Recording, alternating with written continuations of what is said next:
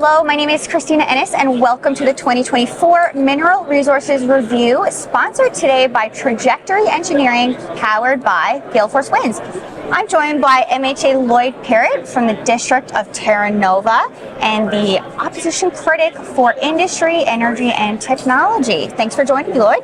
Thanks for having me, Christina. How are you? I am doing great. So to kick us off this morning, can you tell us a little bit about maybe your background before you came to be an MHA and what brings you to the show? Yeah. So I grew up in Labrador West in a mining community. My mom was actually the first woman hired in the mines up there back in 1974. Both my mom and dad worked there for over 35 years. I joined the military in 1990. I did 21 years in the military, 13 years with the infantry 2 RCR and 8 years with search and rescue out of Gander.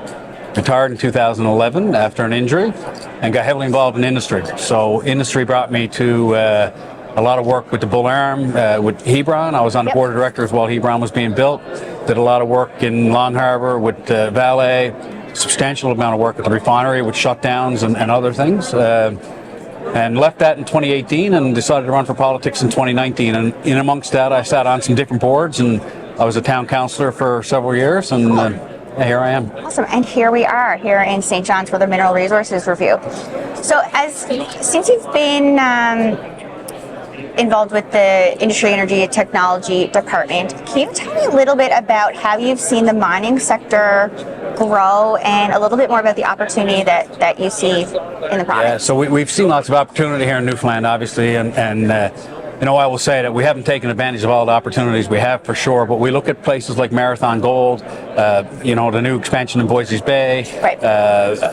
Everything that's happening out in the Bayburt Peninsula, the Walbush Tree expansion in Labrador West. We know where we are, and then we look at opportunities in Labrador like search minerals and things that we need to take advantage of. That I actually think we're in a bit of a race, so we can get ahead of the rest of the world in order to take advantage of that type of thing. It's great. It's a great time to be a Newfoundlander. I mean, we need to find a way to speed things up. Obviously, you never hear much complaint about our provincial process from an environmental standpoint, but once projects get to a certain level, the federal issues seem to creep in, and I think that we need to find a way to circumvent some of that so we can develop some of these resources and make our own residents primary beneficiaries. Right, and it's very telling that the opportunities are there and to be harnessed, and enabling them to be harnessed is really important. There's people here from all over the world. I've interviewed people from the UK, from the US, and getting them here is half the battle, getting them interested, and they are here. There's a lot of people here, they're interested, they want to develop, they want to produce, and reducing some of that red tape to development is really important. Yeah. When it comes to events like this, how do you see these partnerships and collaborations really helping not just the mining sector, but kind of the province overall?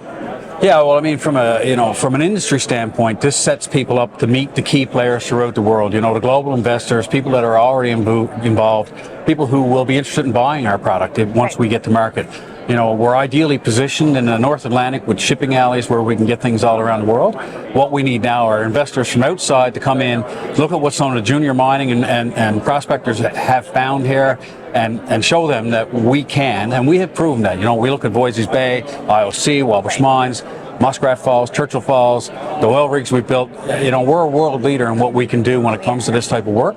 But sometimes we don't boast enough and we don't convince the world of what we're capable of. We have the resources, not just the resources from, a mineral standpoint. We have the men and women who can build and work in these facilities. Yeah. And we've proven time and time again that we're world class from an engineering standpoint, from a capability standpoint, and from a workforce standpoint. We sure are. Lloyd, is there anything else that you'd like to add or touch on before we clue up around mining sector, the opportunity, or maybe some of the things you'd like to see happen in the sector to enable that to occur? Yeah, so I mean, I think one of the biggest things that we have, and people don't talk about it, is, we need to find a way to be able to market our product and get product out of the ground and develop it. And part of that has to do with the availability of electricity. So a lot of people think that because Muskrat Falls is online that we can just do that. Right now, we're touting ourselves as clean, green, future, and we need to be that. And if we do that with our mineral sector, we will be world leaders. There's no doubt about it. You know, if you look at what IOC is doing up there, the whole idea that iron ore is now a precious metal, and all the other precious metals that we have available. Absolutely. The people that are here today, over 900 people are registered for this conference. It's exciting. Investors, people that want to come here and work. A lot of folks here. And they're here for a reason. They're here because of where we're positioned, what we have to offer, and the belief that we can deliver a clean, green product. And I think that's the direction we need to go in.